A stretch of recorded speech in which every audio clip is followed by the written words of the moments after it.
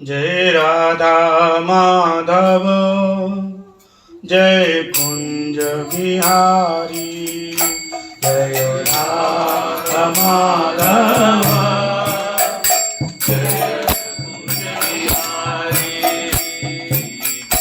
जय राधा माधव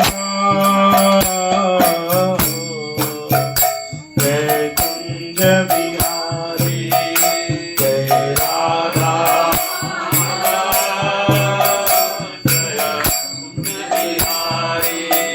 जय गोपी जन वल्लभ जय गिरिवरधारी जय गोपी जन वल्लभ जय गिरिवरधारी जय राधा माधव जय कुंज बिहारी जय राधा माधव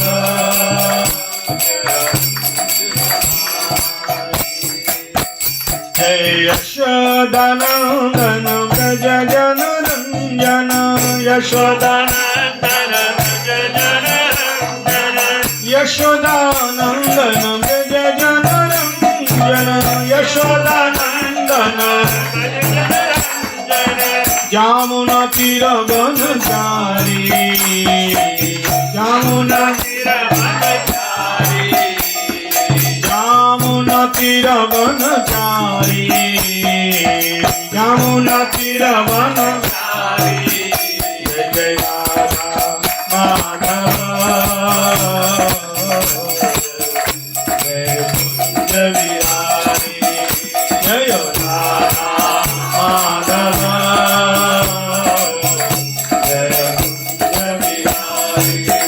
जय गोपी जन वल्लभ जय गिरिवरधारी जय गोपी जन वल्लभ जय गिरिवरधारी जय राधा माधव जय बिहारी जय राधा राधा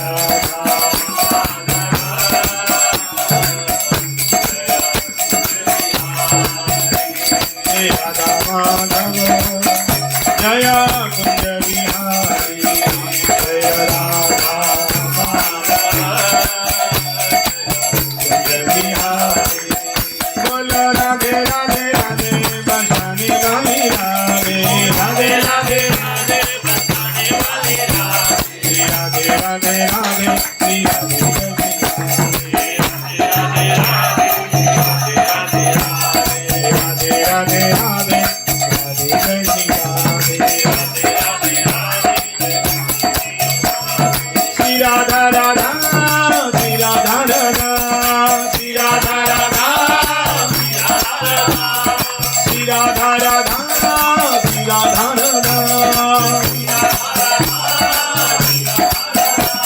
श्री राधा राधा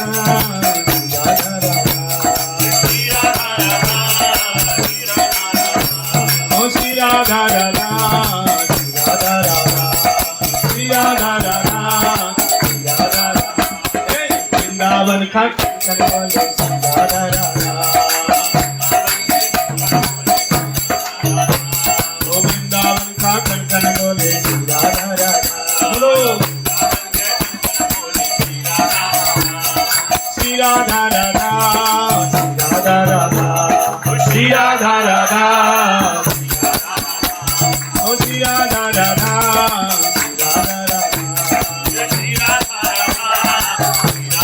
यमुना जी की मेरे बोले श्री राधा राधा ओ वृंदावन का मोर बोले श्री राधा राधा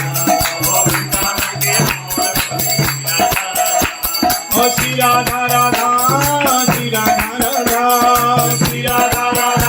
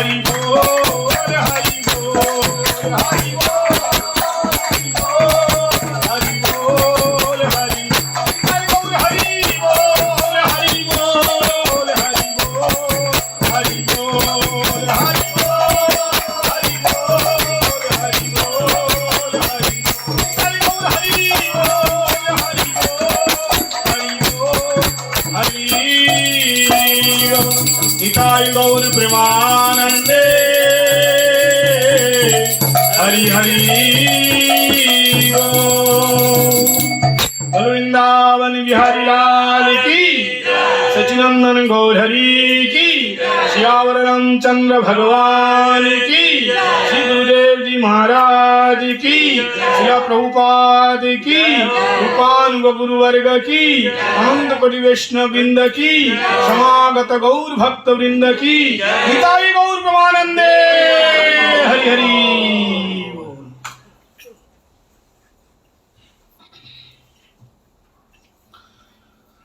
अज्ञानतिमिरन्धस्य ज्ञानाञ्जनशलाकया चक्षुरुन्मीलितं येन तस्मै श्रीगुरवे नमः वाञ्छाकल्पतरुभ्यश्च कृपा सिन्धुभ्येव च पतितानां पावनेभ्यो वैष्णवेभ्यो नमो नमः अजानुलम्बितभुजौ कनकावदातो संकीर्तनैकपितरौ कमलायताक्षौ विश्वम्भरो द्विजवरो युगधर्मपालो वन्दे जगत्प्रियकरो करुणावतारो तमादिदेवं करुणानिधानं तमालवर्णं शैदावतारम् अपार संसार समान्द्र चेतुं भजामहे भागवत स्वरूपम् यं प्रव्रजन्तमनुपेतमपेतकृत्वं द्वैपायन विरकातर्याजुहाव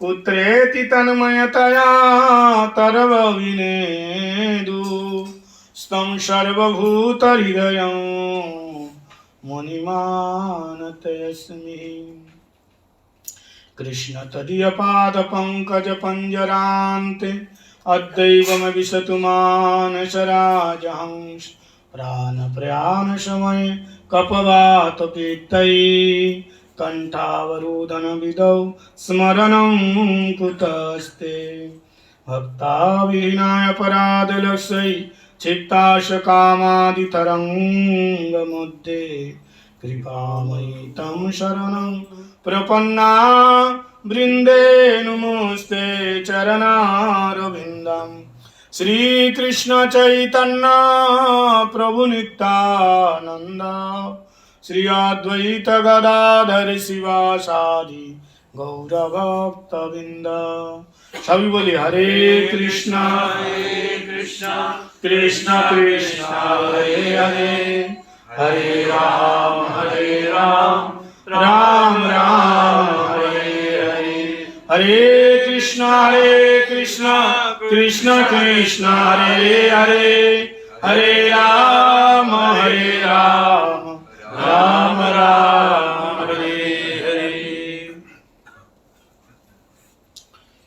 सर्वाग्य अस्मदीय गुरुपाद पद्म नित्यनीला प्रश्न विष्णुपाद अष्टोत्तर शतश्री श्री श्रीमद् भक्ति वेदांत शिल बामन गोस्वामी महाराज जी के श्री चरण सरोज में अनंत अनंत कोटि साष्टांग दंडवत प्रणाम निवेदन करता हूँ।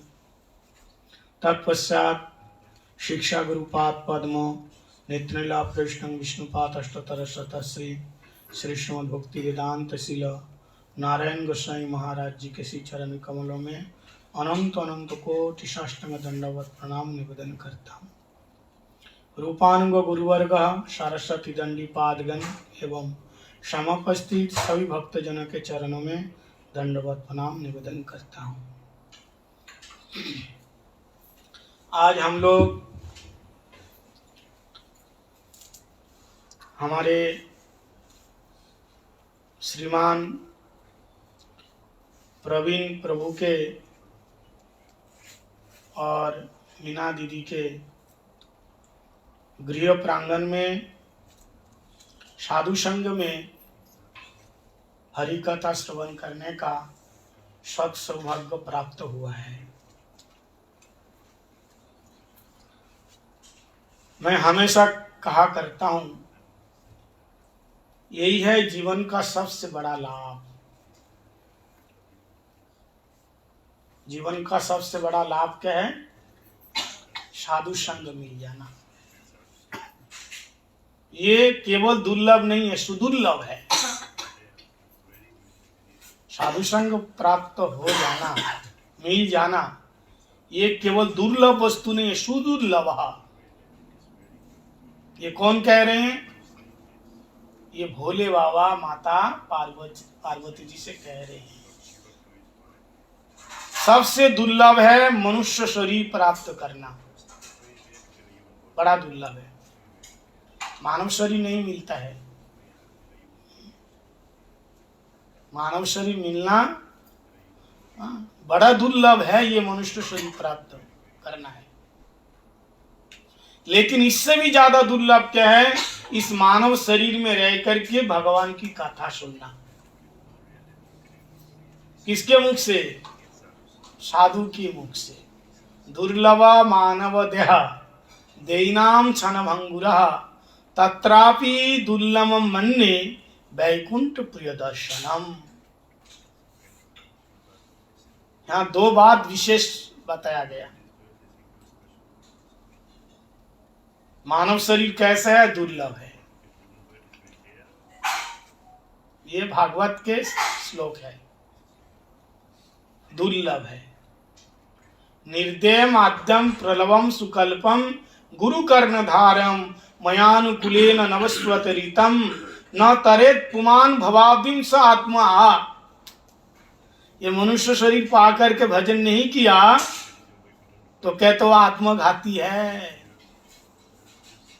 आत्मघाती बोले तो वो अपने आप को मार रहा है, उसको कोई नहीं मार रहा है। जैसे सुसाइड, अपने आप साइड हो जाना संसार के दुख दर्द से। खुदकुशी बोलते हैं हिंदी में, खुद खुशी, अपनी मर्जी से खुशी खुशी वो प्राण ले लिया तो आत्मघाती हैं, अपने आप को वंचना कर रहे हैं। तुम सोच रहे हो ना मैं तो साधु संग से बच गया, आज तो ज्ञानी, आज थोड़ा आराम करेंगे। क्या करेंगे? आज थोड़ा आराम करेंगे। अरे आराम नहीं है, यह हराम है। प्रभुपाद जी ने कहा ये शरीर को रगड़ रगड़ करके वैष्णव की सेवा में, गुरु की सेवा में लगा दो एक जन्म। अगर एक जन्म ऐसा किया तो अगला जन्म तुम्हारा साफ हो जाएगा। अभी भजन करने में इतना संकट आ रहे हैं ना, इतना दुख आ रहे हैं, इतना हमारे शत्रु है, लेकिन एक जन्म तुम्हारे फाउंडेशन एकदम मजबूत हो जाएगा सेवा कर करके, तो अगला जन्म भजन करने में रस आएगा। अभी रस नहीं आता है, आनंद नहीं आता है, इसलिए हम बोर हो जाते हैं, सुनने में मजा नहीं आता है। क्या बोर लग रहा है, क्या महाराज ये सब। हमको तो बढ़िया विषय के, बढ़िया म्यूजिक के द्वारा फिल्मी गाना बजे तो इंद्रियों को बड़ा रस आता है। आह क्या कंठ है। यहाँ राग नहीं, अनुराग चाहिए। समझ में आया?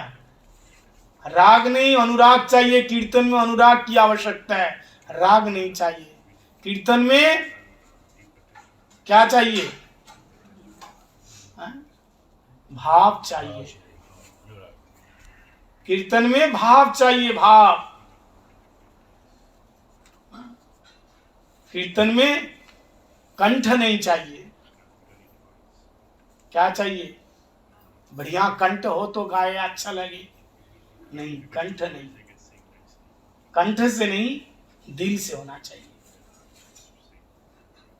इसलिए ये मानव शरीर मिला भगवान का भजन के लिए ही मिला है।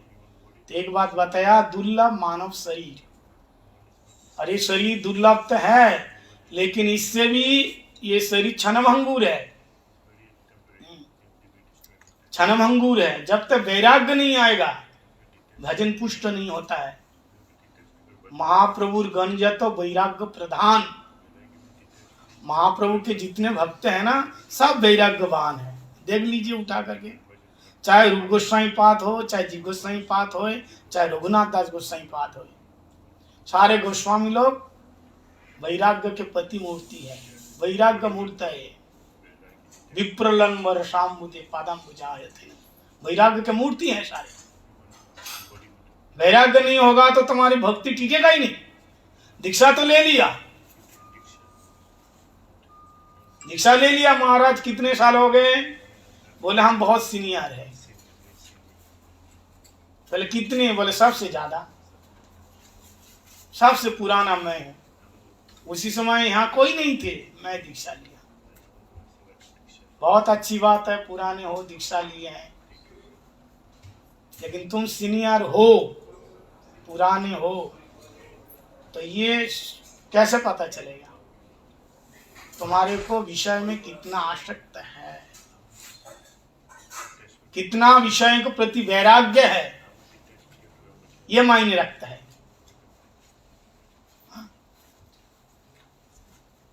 तो वैराग्य नहीं होगा तो भक्ति टिकेगा नहीं, भक्ति नहीं टिकेगी। वैराग्य, तो वैराग्य क्या है? शरीर के प्रति पहले शरीर का क्या धर्म है, शरीर के प्रति आसक्त रहोगे तो वैराग्य नहीं आएगा। तो ये समझो शरीर ज्यादा दिन टिकने वाला नहीं है, टिकने वाला नहीं है। क्षणभंगुर जीवन की कलिका, कल प्रातः को खिले ना खिले, मलय चल की सुंदर हवा चले ना चले, कलिकाल कुठार लिए फिरत है, तन नम्र से झिले ना झिले, अरि रसना तू रट ले कृष्ण नाम, अंत समय पे तू हिले ना हिले। अभी बोल पा रहे हो, देख पा रहे हो, सुन पा रहे हो, चल पा रहे हो, अभी भजन करो। एक दिन ऐसा आएगा, ज्यादा वृद्ध हो जाएगा, ना कान सुनेगा, ना आंख देखेगी, ना महाराज आपके हाथ पैर चलेगा, हिलेगा, सारा काम करना बंद कर देंगे। तब कैसे नाम लेगा? ठीक से बोल भी नहीं पाओगे, तुतलाओगे। तुतलाना जानते हैं? हगला के बोलोगे, वो ठीक से कृष्ण शब्द नहीं निकलेगा। इसलिए अभी सब इंद्रियां एकदम सबल है, इंद्रियों में शक्ति है। अभी भगवान का नाम जितना हो सके ले लो, क्योंकि हमारे जीवन का कोई जीवन की गारंटी नहीं है। इसलिए प्रभु का नाम, तो कहने का मतलब यह है, मानव शरीर दुर्लभ है, लेकिन ये क्षणभंगुर है, और उससे भी ज्यादा दुर्लभ है वैकुंठ प्रिय दर्शनम। वैकुंठ कौन है? भगवान का नाम है, और उनके प्रिय कौन है? उनके भक्त हैं, उनका दर्शन हो जाए, यही सबसे बड़ा लाभ है, वैकुंठ प्रिय दर्शन। बोले महाराज लाभ कहाँ हो रहा है, और तो ज्यादा खर्चा हो रहा है। खर्चा नहीं हो रहा है, महाराज लोग आए कि कथा सत्संग कराओ, खर्चा तो होता ही है। तुम कह रहे लाभ हो रहा है, ये लाभ तो यहाँ नहीं दिखेगा, ये लाभ आपको यहाँ नहीं दिख रहे हैं, लेकिन असली लाभ यही है, जमा हो रहा है। आप जो कंजूसी कर करके हाथ को मार मार के जमा करके रख रहे हो ना, जैसे ये चोला छूट गया तो खत्म हो गया, करोड़ रुपया करोड़ों डॉलर बैंक में जमा रह जाएगा। लेकिन ये जो कथा कीर्तन कर रहे हैं, इतने भक्त आ रहे हैं, इसकी प्रसाद की व्यवस्था कर रहे हो, सेवा कर रहे हो, ये जमा हो रहा है। ये मैं नहीं कह रहा हूँ, मीराबाई स्वयं कह रही हैं, पायो जी मैंने राम रतन धन पायो। बोले कब से? बोले जन्म जन्म की पूंजी पाई, जन्म जन्म की पूंजी पाई, दिन दिन बढ़ते सबायो, पायो जी मैंने राम रतन धन पायो, पायो जी मैंने राम रतन धन पायो। दुनिया में ऐसा कोई भी बैंक नहीं है कि इस जन्म में जमा करो अगली जन्म में निकालो। बताइए नाम एक बैंक का, कोई बैंक है? हाँ, अभी आप जमा किया, अब मरने के बाद अगर मानो तुमको याद रह गया कि उस बैंक में मेरा पैसा है, करोड़ रुपया कमाया, खा नहीं पाया, मर गया, ठीक है, आपका जन्म हो गया, 4-5 साल के हुए, आपको पूरी याद है, और देखा बच्चे लोग हैं बहुत मौज कर रहे हैं, मैंने जो कमाया, और आप आकर के कहा बेटा ये तो मेरा, हाँ ये तो मेरा घर है, ये मेरी दुकान है, और इतना पैसा जमा रखा है। तो लड़के लोग क्या बोलेंगे? अच्छा तू कौन है? मेरा बाप बनना चाहते हैं? कहाँ से आया? भागा देंगे, मानेगा? नहीं मानेगा। मीराबाई कहती हैं कि जन्म जन्म की पूंजी पाई, एक जन्म की नहीं, जन्मा जन्मांतर की पूंजी। बोलो ऐसा कौन सा बैंक है, कौन से पैसे जमा रखा है, जन्म जन्म तुम्हारे साथ चल रहा है पैसे? हरि नाम, राम नाम, कृष्ण नाम, ये जमा होगा, यही चीज आपके साथ जाएंगे। इसलिए मनुष्य जीवन का सर्वश्रेष्ठ लाभ है साधु संग हरि कथा, यही मात्र चाही। संसार जीने त्यार कोनो वस्तु नाई, साधु संग में हरि कथा श्रवण करना। हमारे प्रवीण प्रभु ने कहा कि महाराज कल रामनवमी है तो श्री राम कथा आप सुनाइए। तो आज सुबह भी मैंने राम कथा सुनाया था। राम नवमी तिथि भागवतम में केवल 2 अध्यायों में राम कथा का वर्णन है। कृष्ण लीला से पहले राम कथा का वर्णन किया गया। प्रभु राम को कहा जाता है मर्यादा पुरुषोत्तम, और कृष्ण को क्या कहते हैं? लीला पुरुषोत्तम। श्री चैतन्य महाप्रभु क्या है? प्रेम पुरुषोत्तम, औदार्यमय विग्रह, सचिनंदन गौर हरि। मर्यादा पुरुषोत्तम भगवान श्री राम, जो जीवन में कभी मर्यादा का उल्लंघन किया ही नहीं।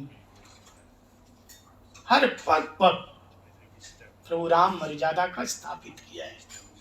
मर्यादा नहीं हो तो उसका जीवन कैसा है? अनाथ है।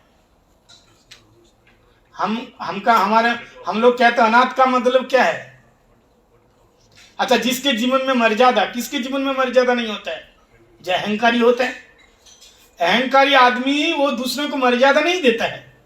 मर्यादावान पुरुष का मतलब क्या है? दूसरे को सम्मान करना, इज्जत करना, यही तो मर्यादा। लेकिन अहंकारी आदमी वो किसी को इज्जत नहीं करेगा, मर्यादा नहीं देगा।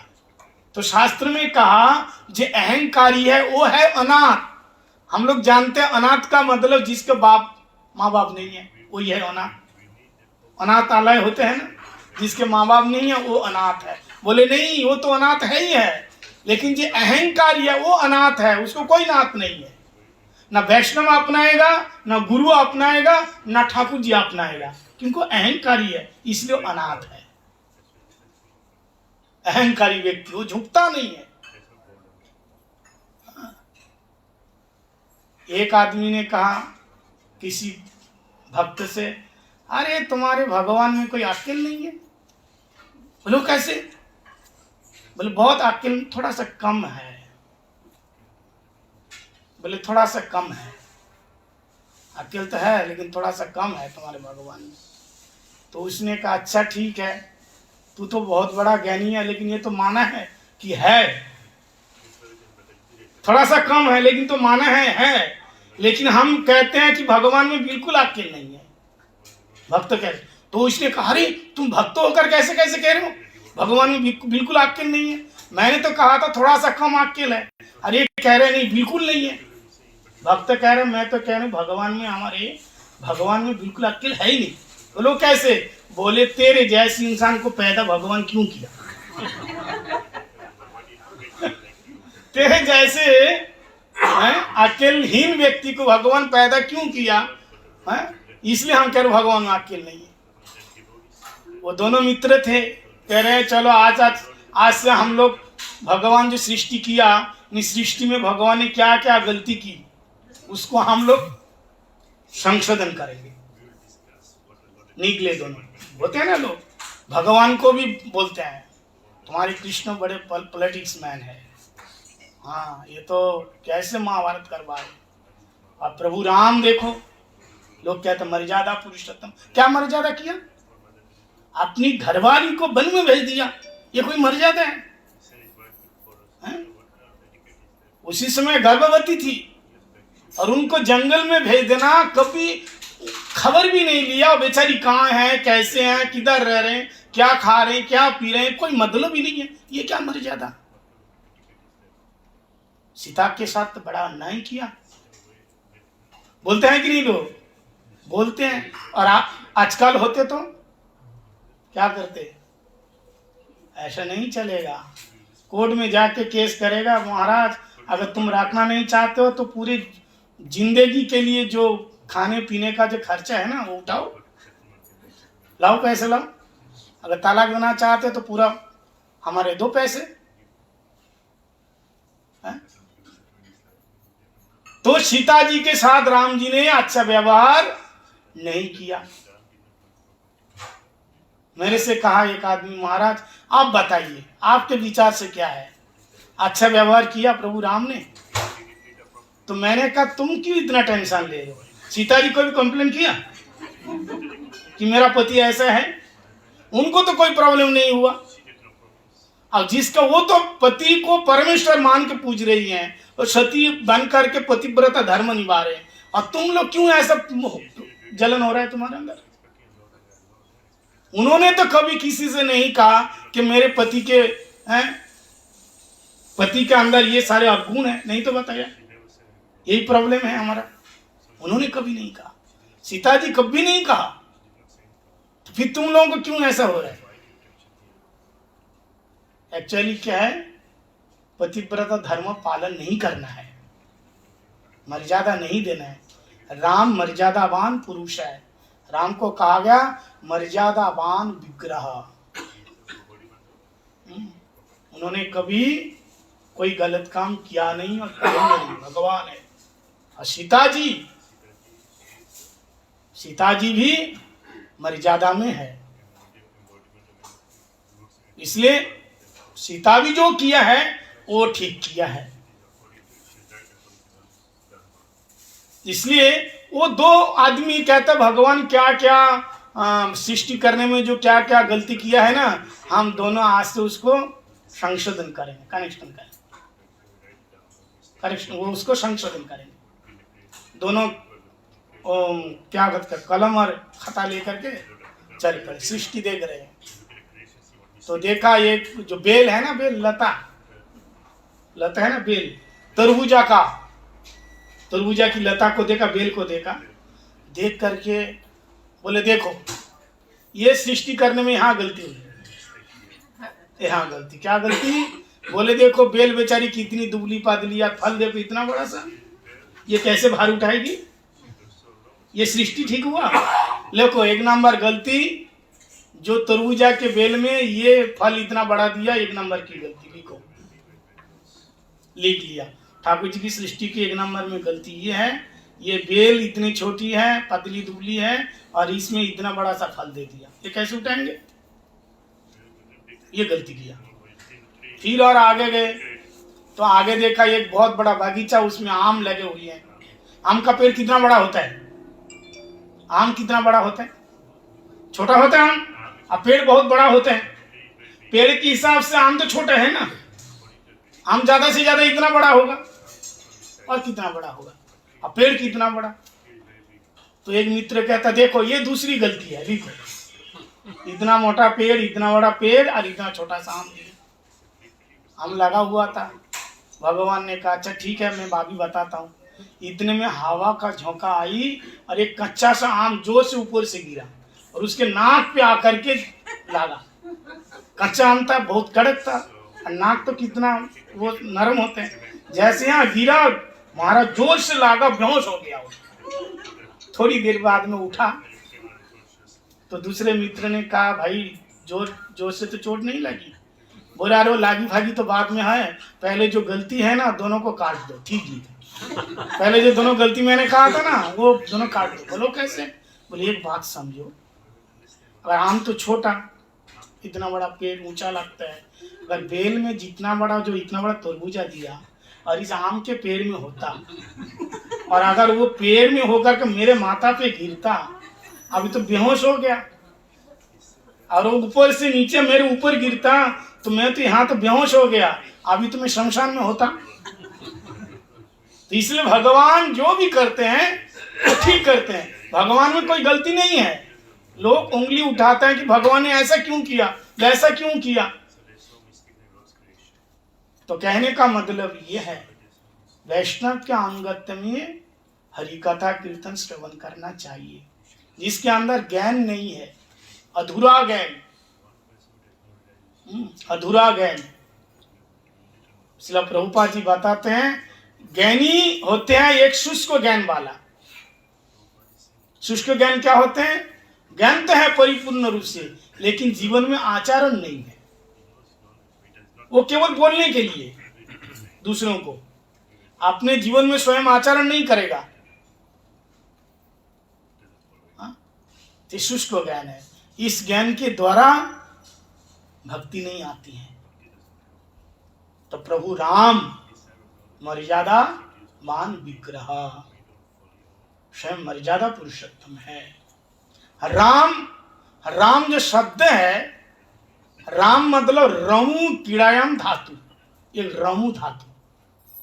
कीड़ायाम मतलब राम जोगस्मिन हृदय रमयंती इति राम।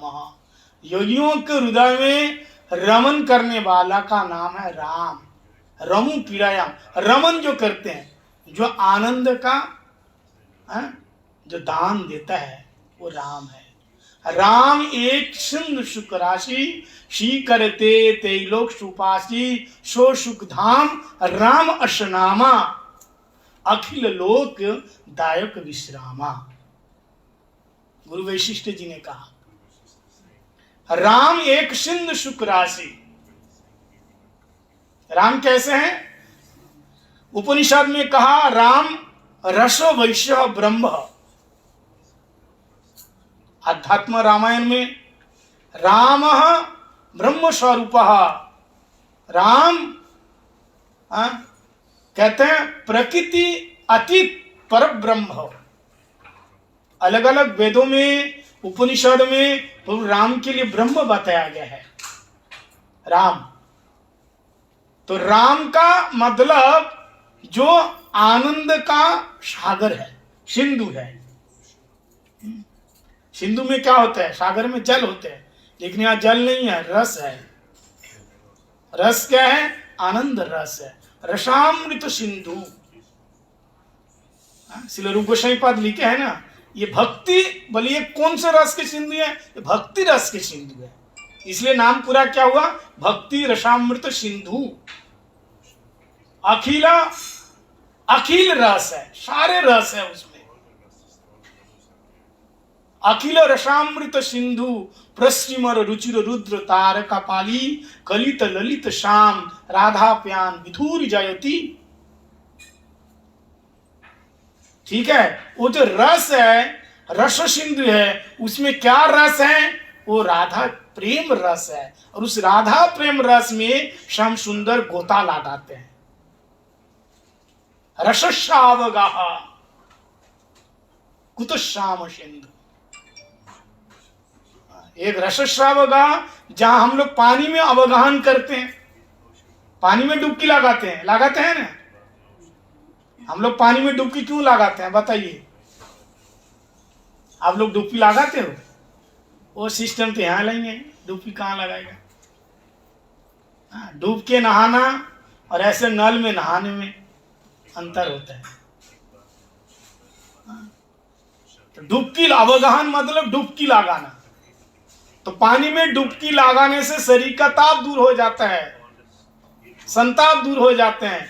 ऐसे हरि कथा रूपी इस गंगा जी में डुबकी लगाने से संताप दूर हो जाएगा।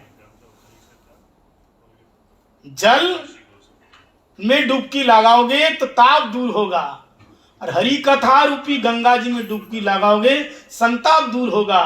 और राधा प्रेम रूपी सिंधु सागर में डुबकी लगाते हैं प्यारे श्याम सुंदर, तो उनका विरह ताप दूर होता है।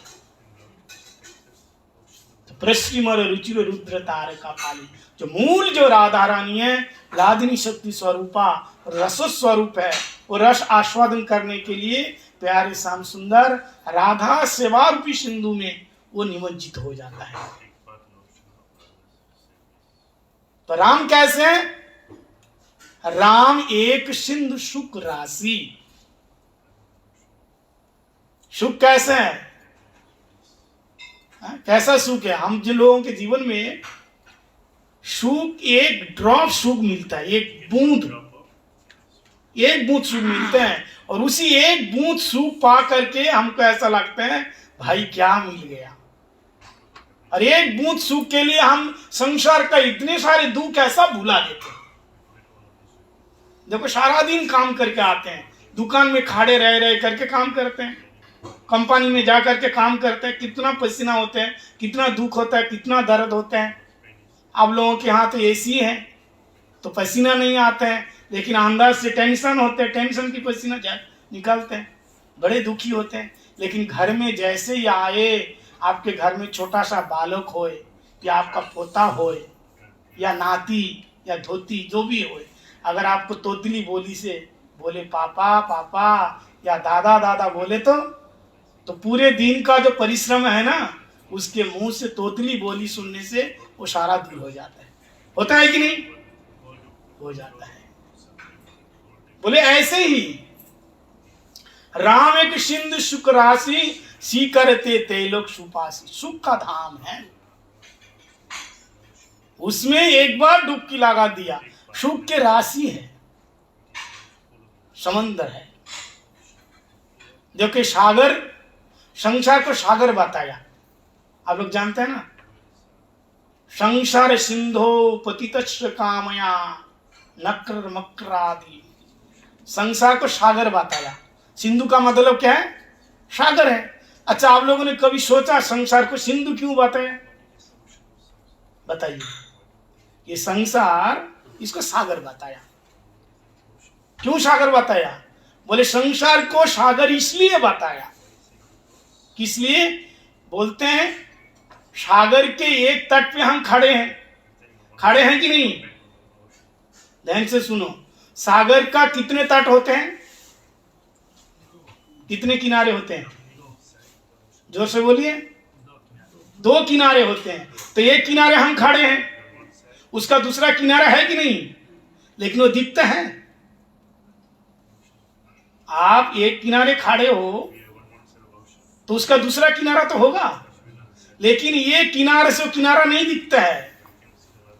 ऐसे संसार सागर में हम एक किनारे, हम जन्म के किनारे खड़े हैं, मृत्यु के किनारा कहाँ हमको पता नहीं है।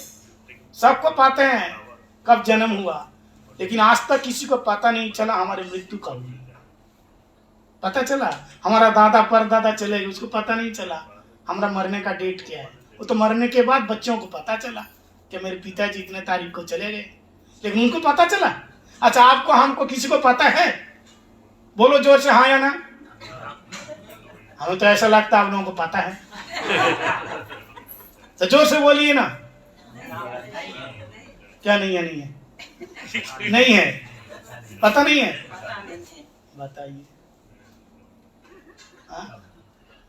देखो काल रामनवमी का व्रत है। एकादशी जैसे व्रत करना, हो सके तो अभिषेक के बाद प्रसाद लेना, राम जी का अभिषेक करना। और शाम को हमारे सेंटर में कथा कीर्तन होगा, राम कथा होगी। आप सभी लोग तैयार करके आना, राम जी के बारे में थोड़ा थोड़ा कीर्तन गाना। और कल सारा दिन ज्यादा से ज्यादा हरिनाम करो, ज्यादा से ज्यादा राम कथा सुनो, ज्यादा से ज्यादा क्या करो? सेवा करो। रामनवमी विशेष तिथि है। गुरुदेव बोलते थे और कोई व्रत कर पाए या ना कर पाए, रामनवमी तिथि का व्रत, राधा अष्टमी वो तो व्रत नहीं होते हैं, जैसे होते हैं उसका भी पालन करो, अनुष्ठान करो। और जन्माष्टमी का व्रत करो, और गौर पूर्णिमा का व्रत करो, और नरसिंह व्रत करो, नरसिंह चतुर्दशी। ये जो 4-5 है ये तो करना ही है, ठीक है। तो कथा कल अगर कोई निर्जला भी रख सकते हैं तो ठीक है, निर्जला व्रत भी होता है। अगर नहीं रख पाए तो कोई बात नहीं है, खा पी करके रहो, लेकिन कीर्तन जरूर करना। शाम को भी होगा, कल जल्दी जल्दी आ जाना शाम को, हम तो सुनाएंगे। अगर पूरी रात बैठना चाहे तो हम वो भी सुना सकते हैं, कोई बात नहीं। तो सागर का एक तट क्या होते हैं? दिखता है, दूसरा तट नहीं दिखता है। दिखता है क्या? नहीं दिखेगा। लेकिन अच्छा, दिखता तो नहीं, लेकिन होता है कि नहीं? जोर से बोलिए। होता है लेकिन दिखता नहीं। ऐसे हमारी मृत्यु है, लेकिन वो पता नहीं है, दिखता नहीं है। मृत्यु है हमारी, केवल हमको पता है हमारा जन्म, डेट ऑफ बर्थ कब है पता है, लेकिन आज तक किसी को किसी खाते में, किसी पासपोर्ट में कहीं भी लिखा हुआ नहीं है उसकी मृत्यु तारीख लिखा रहता है, मृत्यु तारीख नहीं लिखा रहता। आपके डायरी में आपका जन्म कब हुआ, आप स्कूल में एडमिट कब हुए, कौन से सन में आप मैट्रिक पास किया, कॉलेज पूरा हो गया, डिग्री मिला, नौकरी मिली, सब फिर शादी हो गई, सब कुछ लिखा हुआ है। लेकिन आखिरी में क्या लिखेगा? मृत्यु की तारीख। और आपको आप नहीं लिख पाओगे, लिखेगा कौन? घर वाले लिख देंगे। आखिरी में हमारे मृत्यु की तारीख हमको पता नहीं है, घर वाले लिखेंगे, ये आखिरी तारीख है। तो संसार को सागर इसलिए बताया, सागर का एक किनारा दिखता दूसरे नहीं दिखता है। जहां हम खड़े हैं वहां से दिखता नहीं हमारी मृत्यु कहां है। ये सादृश्यता है। अथवा इसलिए संसार को सागर बताया, सागर का पानी कितना स्वच्छ होता है, कितना नीला नीला होता है, कितना पानी होता है, लेकिन वो पानी पीने को नहीं होता है। पीने को होता है पानी, खारा पानी है। सागर का पानी देखा, नीला नीला पानी, और कितना पानी, अथाह पानी, लेकिन पीने को नहीं है। बोले ठीक इसी प्रकार संसार कितना बढ़िया है, कितना सुंदर है, कितना साजा हुआ है, हाँ, इतना चमक दमक है, लेकिन ये अपने ऊपर यूज करने के लिए नहीं है। ये नकली फल की तरह है, ये चमकता है। फलों की दुकान में जाओ, नकली फलों की दुकान असली से भी कम नहीं है। गर्मी का मौसम था, पिताजी ने बेटा से कहा आम लेके आओ। 2 आम लेके आए बेटा। बोले इसको पहले आम कैसे ठंडा करते थे? बाल्टी में पानी रख के उसमें डाल देते, आधे घंटे बाद बिल्कुल आम ठंडा हो जाता।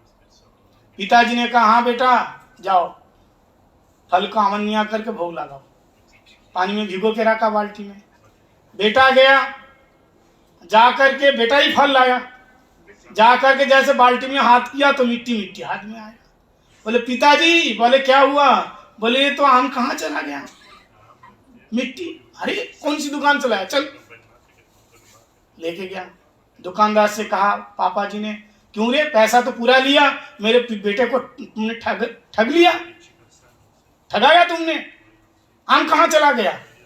हमने बाल्टी में पानी में भिगोया, वो आम ही नहीं मिला, तुम पैसा तो लिया था। तो दुकानदार ने कहा महाराज एक बार ऊपर उठा के आंख उठा के देखो क्या लिखा है। वो लिखा हुआ है यहाँ पे, यहाँ सारे नकली फलों की दुकान है, मिट्टी के बनते हैं। ये जो आम लेके गए थे मिट्टी का आम था, और पानी में डालोगे तो घुल जाएगा ना। तो देखने में असली, लेकिन खाने में नहीं है। तो ऐसे संसार देखने में अपना जैसा लगता है ना, लेकिन अपना कोई नहीं है। हर कोई, ध्यान से सुनो, हर कोई अपनापन दिखाता है, हर कोई अपनापन दिखाता है, पर अपना कौन है ये वक्त बताता है। समझ में आया? हर कोई अपनापन दिखाता है, पर अपना कौन है ये वक्त बताता है। जब समय आएगा ना तो अपना कौन है बताएगा। तुम्हारे घर के छत पे कहाँ छेद है, कब पता चलेगा? जब बारिश होगी। अभी जवानी है, बड़ा सुंदर है, पैसा है, रूप है, यौवन है, हर कोई अपनाने के लिए आ जाते हैं। लेकिन जब शरीर बुढ़ा हो जाएगा, बीमार पड़ जाओगे, बहुत दिन से शरीर में रूप रंग जवानी कुछ नहीं रहेगा, तब देख लेना कौन कौन अपना है। वैसा और एक तरीका आपको बताते हैं, एकदम या अपनाना, जो कौन अपना पता चल जाएगा। बहुत से लोग हैं ना, आपको सुबह से लेकर के शाम तक फोन करके बहुत बातें करेंगे, आपको ऐसा लगेगा कि ये बहुत मेरे को याद करता है, रोज फोन करेगा, ये वो बात करेंगे, बहुत प्यार है। आपको ज्यादा कुछ नहीं करना, आपसे कितना प्रेम है आपको पता चल जाएगा। ज्यादा कुछ नहीं करना, केवल उसको धीरे से बोल देना, भाई मेरे को इतना लाख रुपया चाहिए। देख लेना 2 दिन के बाद तो बिल्कुल आपका जो नाम अकाउंट है वो बिल्कुल ब्लॉक कर देंगे ना, वो दोबारा फोन करेंगे नहीं। केवल बोल देना मैं परेशानी में हूं, मेरे को इतना पैसा चाहिए, कि दोबारा फोन नहीं करेगा। समझ आया? ये बहुत लोग मुझे खुद कहा कि महाराज ऐसे इतना बात करते थे, इतना प्यार दिखाते थे, जैसे हम संकट के घड़ी में आए तो बात करना ही छोड़ दिया। खुद अपने घर वाले भी ऐसे हो गए। तो सादृश्यता में बता रहा हूं, संसार को सागर बताया। संसार सागर का पानी देखने में बड़ा सच्चा है, सुंदर है, बहुत पानी है, लेकिन उसको पी नहीं सकता है। और सादृश्यता क्या है? सागर में तरंगे आती हैं, लहरें, ऊंची ऊंची लहरें आती है ना। सागर के लहरें कभी शांत नहीं होता।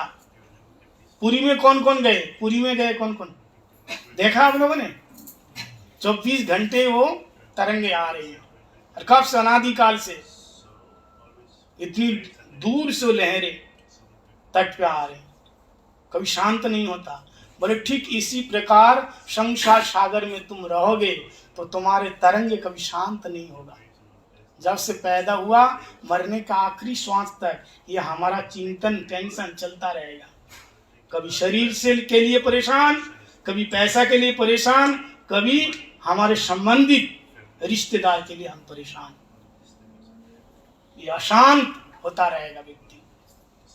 परिवार वाले ठीक है तो पैसा नहीं है, पैसा ठीक है, परिवार वाले ठीक है तो शरीर ठीक नहीं है।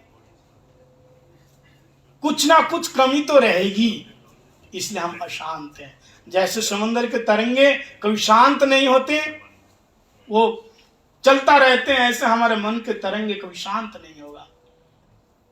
लेकिन यहां बताया राम एक सिंधु सुख राशि, सी करते तैलक सुपासी, सो सुख धाम राम अष्टनामा, अखिल लोकदायक विश्रामा। ये राम शब्द की व्याख्या। सिंधु सुख राशि बोले इस संसार के सागर में गोता लगाते लगाते ये पुनरपि जननम पुनरपि मरणम पुनरपि जननी जठरे शयनम यो घोर संसारे खलु दुस्तारे कृपया पाई मुरारे भज गोविंदम गोविंदम भज मूल मते। बार बार जन्म लिया, बार बार मरा, मतलब क्या? इस पानी में हम डुबकी लगाते रहे, ऊपर आते रहे, नीचे जाते रहे, लेकिन आज तक अंत नहीं मिला। एक बार किनारे आ जाओ और सत्संग के माध्यम से राम सिंधु में गोता लगाओ। क्यों? सिंधु सुख राशि, वहां इतना सुख है ना, दुख ही भूल जाओगे। एक बात ध्यान देना, आपके जीवन में छोटा छोटा दुख है, छोटा छोटा दुख है, उसके बीच में बहुत बड़ा दुख आ गया। अब बताओ, वो छोटा छोटा दुख भूल गए आप, अब बड़े दुख के पीछे पड़ गए। वो छोटे छोटे दुख है ना, होता है ना ऐसा? दुख तो बहुत छोटे छोटे बहुत सारे हैं, 4 5 6 10, लेकिन एक बहुत बड़ा दुख आ गया। अब वो बड़े दुख के आगे छोटा सा दुख आप भूल गए। ठीक है? ठीक इसी प्रकार आपके जीवन में छोटा छोटा सुख मिल रहा है, लेकिन एक बड़ा सा सुख आ जाए तो फिर वो छोटे छोटे सुख के प्रभाव नहीं करेंगे। तो ऐसे राम एक सिंधु सुख राशि। कैसा है? सिंधु, सुख के सिंधु है। एक बार वहां जो गोता लगाया, एक बार जो गोता लगाया, हमेशा के लिए संसार का त्रिताप शांत हो जाएगा। तैलक सुपासी, तीनों लोगों को जो एक बार प्रभु की शरण में आएगा। इसलिए योगस्मिन हृदय रमयंत इति रामो, जो सबके हृदय में रमन करे वही राम है, जोगियों के हृदय में। वैसे शास्त्र में कहा है, ध्यान से सुनिए, हर कण कण में कौन बसते हैं? हर कण कण में कौन बसते हैं? जगत के हर कण कण में ब्रह्म। सर्व खलिदम ब्रह्म। अभी यहाँ जहां भी है ना, भगवान नहीं है। भगवान ब्रह्म कौन है? भगवान के शरीर के प्रकाश है, अंगद छटा ब्रह्म है, उसमें आकार नहीं है। जगत में कौन है? जहां भी देखो, पशु पक्षी पेड़ पौधा, जहां भी, सबके अंदर या बाहर सर्वत्र है, कौन है? ब्रह्म है। इसलिए कहा सर्व खलिदम ब्रह्म। और फिर प्रत्येक प्राणी के अंदर जीवात्मा के साथ जो परमात्मा रहते हैं, और एक भी चेतन पदार्थ है ना, एक तो जीव हो गया और एक भगवान हो गया। वो कौन से भगवान है? ये परमात्मा। वो ब्रह्म नहीं है, वो परमात्मा है। अब ये सूक्ष्म विचार लोगों को समझ में नहीं आता। लोग कहते देखो ब्रह्म और परमात्मा में क्या अंतर है? उपनिषद में तो राम जी को भी ब्रह्म बताया, उसको भी ब्रह्म बताया, उनको भी। लेकिन वो ब्रह्म और ये ब्रह्म में अंतर है। इसलिए भागवत में श्लोक दिया है, वदंती तत्तत्विदम जज ज्ञान मध्यम ब्रह्मेति परमात्मेति भगवानिति शब्दते। अगर सारे सब एक ही है तो फिर एक ही बार बोल देते ना, फिर अलग क्यों बताया? तो जगत में हर कण में कौन है? ब्रह्म है। और सारे प्राणियों के अंदर कौन है? परमात्मा है। और गुरुदेव और उच्च वैष्णव के अंदर कौन है? भगवान है। वैष्णव हृदय सदा गोविंद विश्राम। परमात्मा नहीं, परमात्मा योगियों के हृदय में रहते हैं, और भक्त के हृदय में कौन रहते हैं? भगवान। इसलिए भक्त, उनको परमात्मा और ब्रह्म से कोई काम नहीं है, क्योंकि ब्रह्म की कोई लीला नहीं होती है। होती है ब्रह्म की लीला नहीं, लीला तो भगवान की होती है। अब प्रभु राम कौन है? ये तीनों है। राम में तीनों है, ज्योति भी है, आकार भी है और लीला भी है। ब्रह्म में क्या है? केवल प्रकाश है। परमात्मा में क्या है? प्रकाश और आकार है। और भगवान में क्या है? प्रकाश भी है, आकार भी है, लीला भी है। इसलिए बताया वदंती तत्तत्विदम जज ज्ञान मध्यम ब्रह्मेति परमात्मेति भगवान इति शब्दते। वही अद्वय परतत्व एक ही वस्तु है, लेकिन उनका रसगत वैशिष्टता के कारण नाम अलग अलग हो गया। तो प्रभु राम कौन है? ये ब्रह्म है। इसलिए इस रूप से ब्रह्म, ब्रह्म मतलब ब्रिंग धातु से बृहति इति ब्रह्म, जो व्यक्त है, बृहद है, जो बहुत असीम है, वो ब्रह्म है, उसको ब्रह्म कहते हैं। तो कौन है? प्रभु राम है, उनका स्वरूप है, उनकी लीला भी है। ये तत्व अवगत होना ये बड़े बड़े योगियों के लिए भी दुर्लभ है। आप लोग ये कथा सुने हैं, जब राम जी ने धनुष को तोड़ा, ठीक है, तो धनुष को तोड़ा जब, तो साधारण जो लोग थे वो देख के हैरान हो गए। देखो राम जी भी रंगमंच में वहां आए, धनुष तोड़ा कि नहीं? अब भगवान कृष्ण भी मथुरा में रंगमंच में गए, वो भी धनुष तोड़ा था। उन्होंने भी धनुष तोड़ा तभी तो मारने के लिए सभी लोग आए थे कृष्ण बलराम को मथुरा में। तो यहां भी धनुष तोड़ा। तो क्या भगवान हमेशा तोड़ने का काम करते हैं? किसी ने धनुष से कहा, तो भगवान के स्वरूप को पहचान कौन कौन नहीं पाए? भगवान के स्वरूप को कौन कौन नहीं पहचान पाए? जैसे धनुष टूटा, भयंकर आवाज हुई, तो आवाज के साथ साथ कौन आए भागे भागे? परशुराम जी आए। ये राम और परशुराम। परशुराम प्रभु राम को पहचाना नहीं, ठीक है, राम को नहीं पहचाना। और आप लोग जानते हैं, वो आके चिल्लाने लगा, क्यों तोड़ा धनुष, क्यों तोड़ा? क्रोधित हो गए। बाबा है तो ब्राह्मण, लेकिन क्षत्रिय के भेष में है। 21 बार हयई वंशीय क्षत्रियों का निधन किया इन्होंने। ब्राह्मण होकर के हाथ में शास्त्र नहीं है। क्या हाथ में है? इनके हाथ में क्या? धनुष, धनुष बाण, फरसे है, फरसा रखते हैं। तो आकर के जब चिल्लाने लगा, क्रोध करने लगा, किसने तोड़ा, किसने तोड़ा, तो प्रभु राम कुछ बोलने के लिए तैयार हुआ। लक्ष्मण जी बगल में खड़े थे। लक्ष्मण जी ने कहा, तो मैं सेवक हूं, तो भगवान को क्यों तकलीफ दें? तो लक्ष्मण जी ने कहा, प्रभु आप बोलने जा रहे हो, क्या उनकी भाषा, आप जिस भाषा में बोलेंगे, क्या आपकी भाषा वो समझेंगे? वो तो हिंदी में बोल रहे हैं, आप तो संस्कृत में बोलेंगे। वो क्रोधित भाषा बोल रहे हैं, लेकिन आप तो क्रोध करके नहीं बोलेंगे ना। वो कौन सी भाषा में बोल रहे हैं? क्रोध भाषा में बोल रहे हैं। तो जो क्रोध भाषा में बोल रहे हैं, तो उसको जवाब देने के लिए ऐसी क्रोधित भाषा में बोलना पड़ेगा। और वो बोल मैं सकता हूं, वो आप नहीं सकते, मैं बोलूंगा। वो जैसा क्रोधित होके बोल रहे हैं ना, तो आप शांत होके बोलेंगे तो वो चढ़ जाएगा और तुम्हारे ऊपर। इसलिए उसके लिए जवाब तो मैं दूंगा, आप शांत बैठिए। तो राम जी ने कहा, ठीक है भाई, तुम ही बोल लो। अगर मामला शांत होता है तो तुम ही बोलो, ठीक है, लेकिन ज्यादा नहीं बोलना, महात्मा जी है। बोलो, तो दिख रहा है महात्मा जी है। तो गए, तो बोला, हाँ धनुष किसने तोड़ा, किसने तोड़ा, आगे आओ, आगे आओ, क्रोधित करके। लक्ष्मण जी आगे गए, दोनों भाई खड़े थे ना बगल बगल में।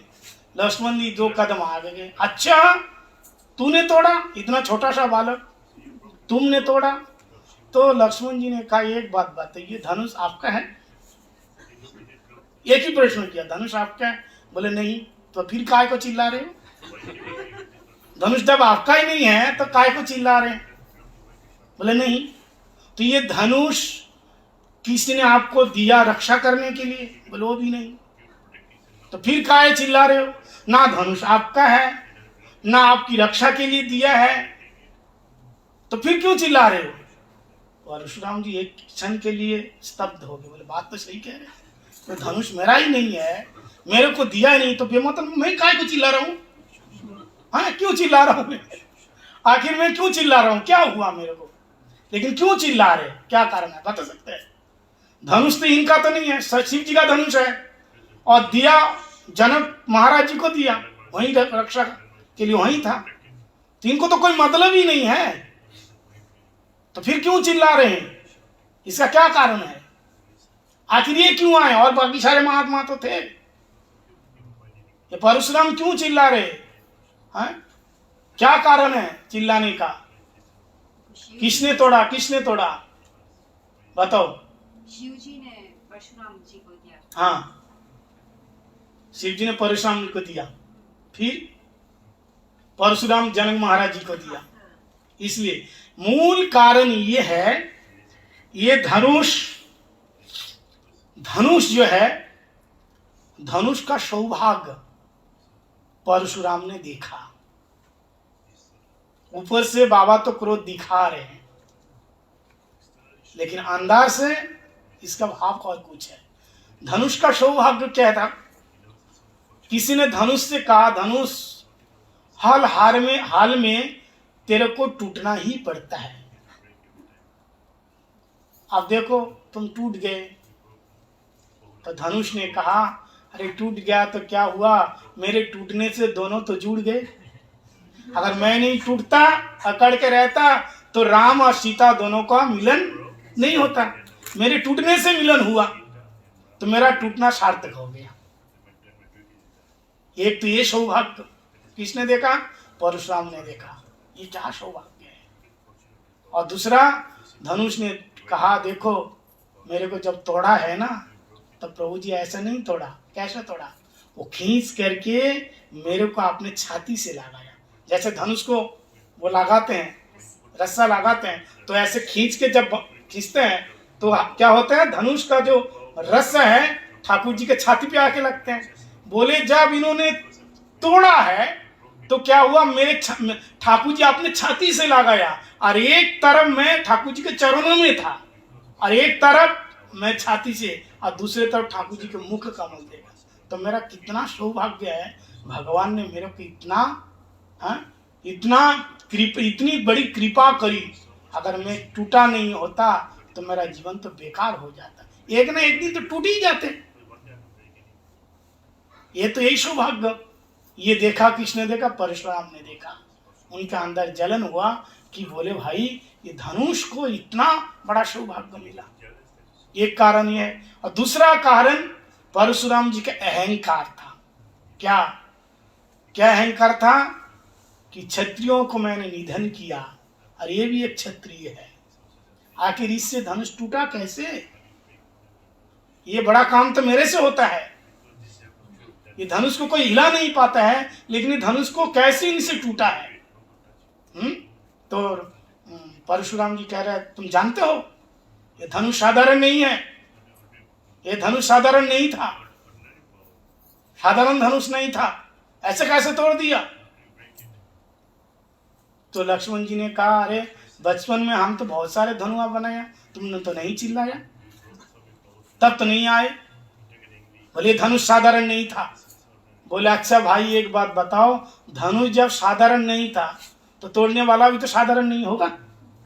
वो भी तो असाधारण होगा। तोड़ने वाला भी असाधारण है, धनुष भी असाधारण है।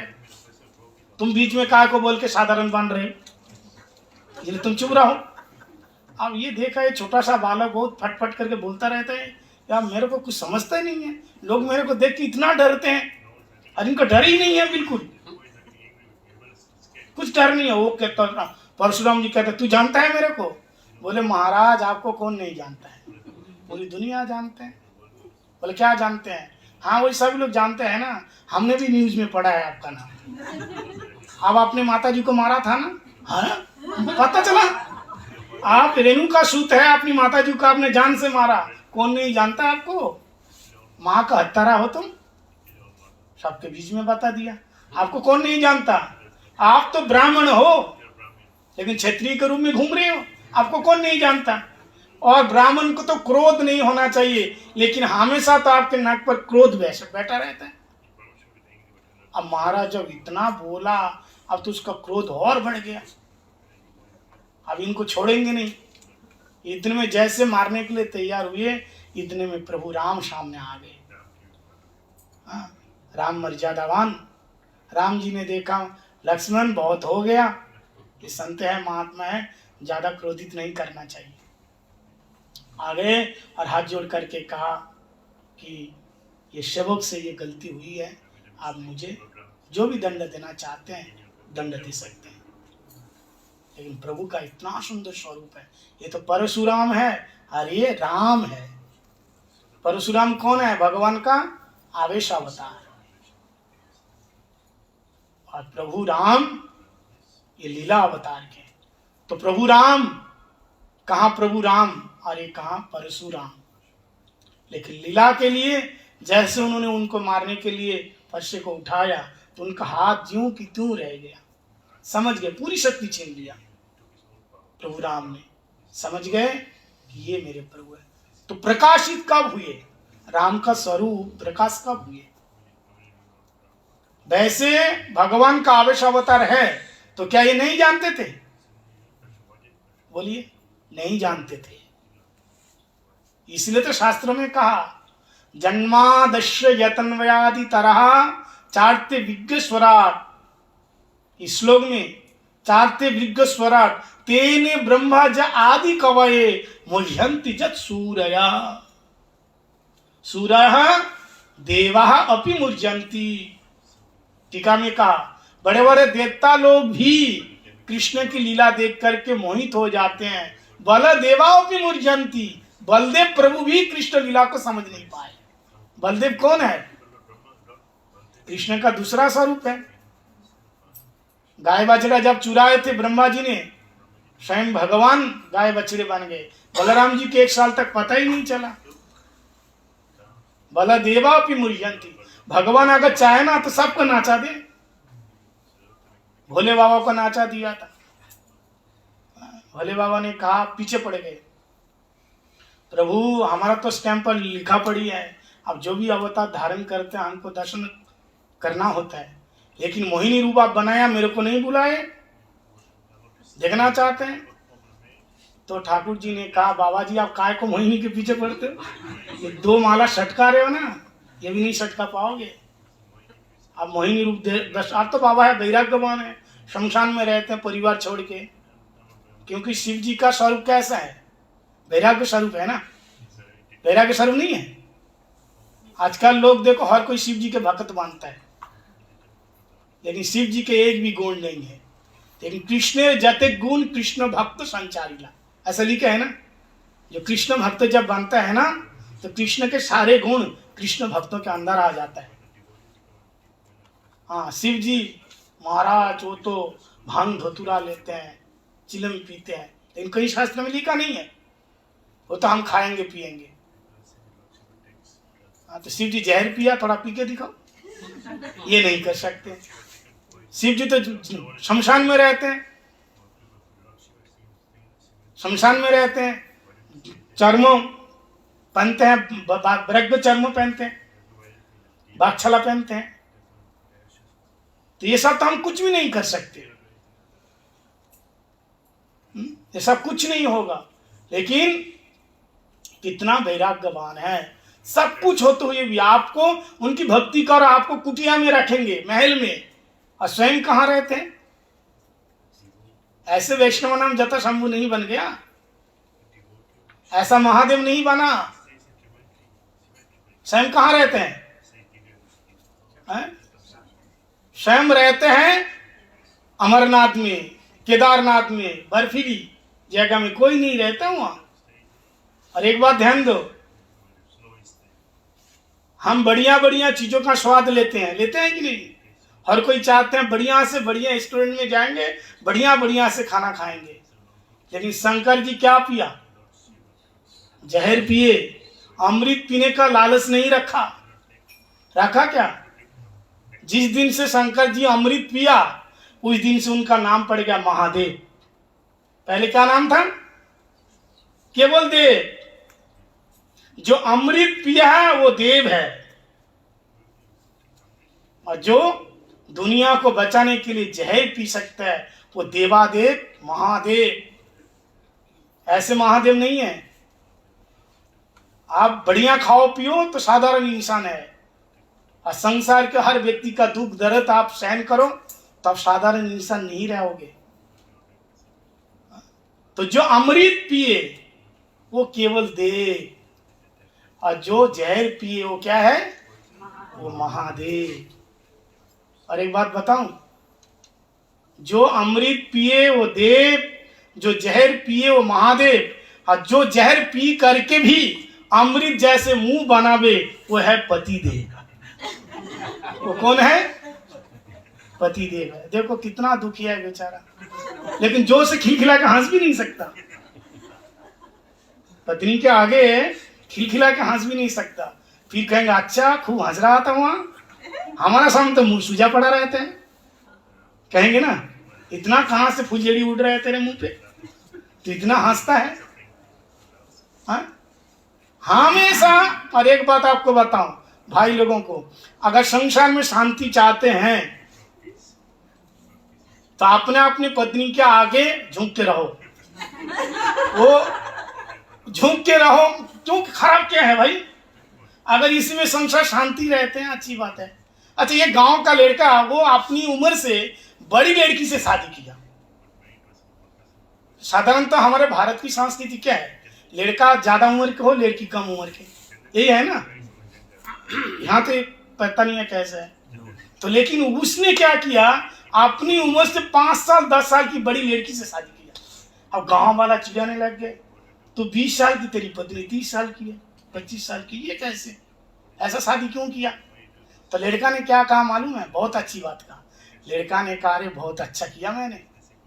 जब पति पत्नी में आपस में कभी लड़ाई होगी, झगड़ा होगी, तो पत्नी जब मेरे को मारेगी ना, तो मैं ये कह सकता हूँ कोई बात नहीं है, गुरुजन ने मार दिया तो क्या हो गया, उम्र में बड़े हैं, मारा तो क्या हो गया। ये तो मैं इतना तो कह सकता हूँ, बड़े ने मार दिया तो इसमें क्या दोष है?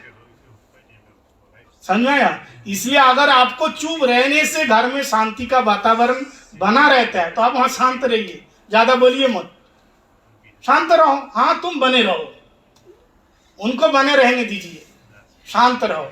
लेकिन हमेशा बाने रहो तो फिर ये भी चटक जाएगा।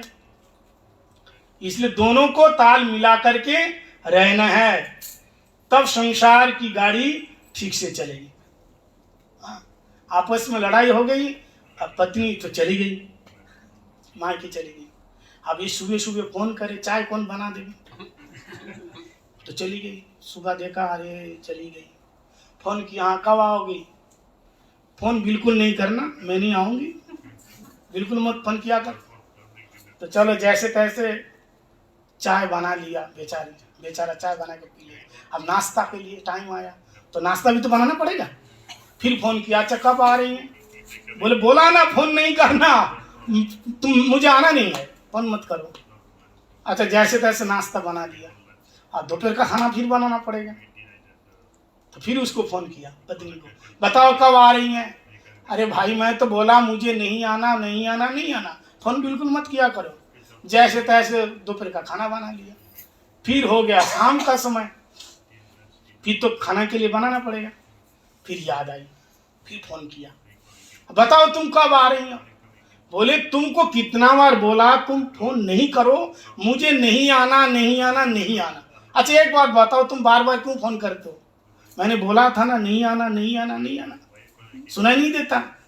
तो पति मुस्कुराते हुए कहा, सुनाई तो खूब दे रहा है, सुनने के लिए तो फोन करता हूँ ना।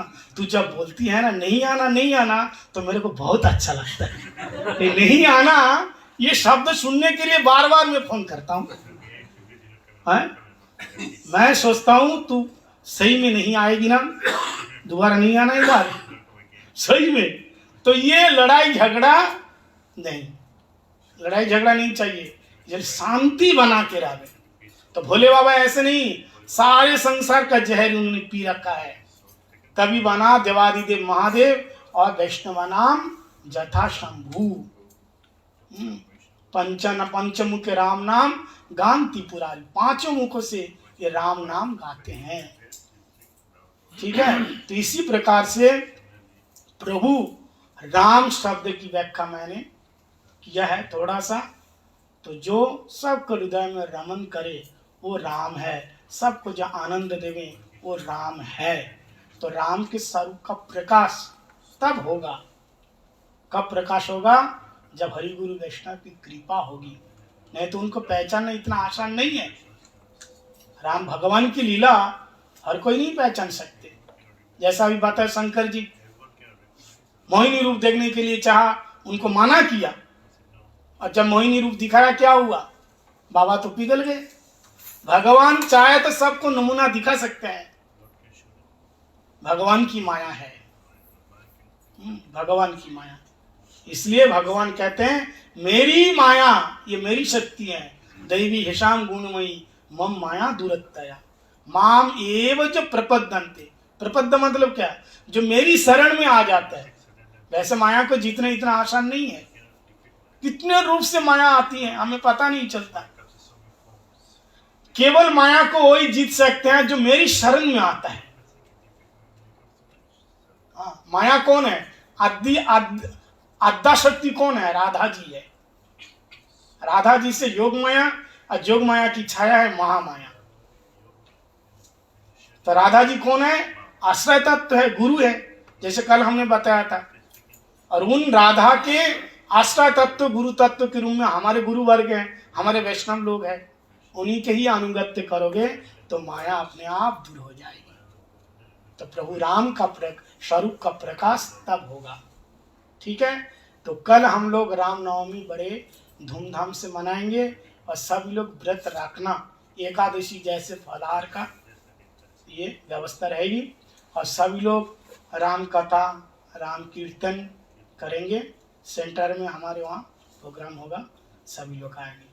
बोले सियावर रामचंद्र भगवान की जय, श्री राधा रमन बिहारी जी की जय, गुरुदेव जी महाराज की जय, शिला प्रभुपाद की जय, हरिनाम संकीर्तन की जय। जय जय श्री राधे, जय राम श्री राम, जय जय राम।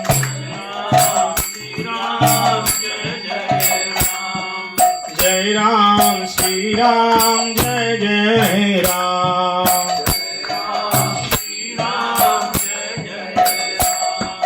जय राम श्री राम जय जय राम जय राम जय राम श्री राम जय जय राम जय राम जय राम श्री राम जय जय राम जय राम श्री राम जय जय राम ओ जय राम श्री राम जय जय राम सभी बोलो जय राम श्री राम जय जय राम बोलो जय राम श्री राम जय जय राम जय राम श्री राम ओ जय राम श्री राम जय जय राम जय राम श्री राम जय जय राम रघुपति राघव राजा राम पतित पावन सीताराम पतित पावन सीताराम जय सीताराम बोलो जय राम श्री राम जय जय राम जय राम श्री राम मंगल भवनय मंगलहारी मंगल भवनय मंगलहारी रघुवंश दशरथ अजिर बिहारी रघुवंश दशरथ अजिर बिहारी श्री राम जय जय राम श्री राम जय राम श्री राम जय राम जय जय राम श्री राम जय राम जय बोलो श्री राम जय राम बोलो श्री राम जय जय राम श्री राम जय राम बोला हरे कृष्णा कृष्णा कृष्णा हरे हरे हरे राम राम राम हरे हरे ओ हरे कृष्णा कृष्णा कृष्णा हरे हरे हरे राम राम राम हरे हरे निताई गौर हरि बोल हरि बोल हरि बोल हरि बोल हरि बोल हरि बोल हरि बोल हरि बोल हरि बोल हरि बोल हरि बोल हरि बोल हरि बोल हरि बोल हरि बोल निताई गौर हरि बोल हरि बोल हरि बोल हरि बोल हरि बोल हरि बोल हरि बोल हरि बोल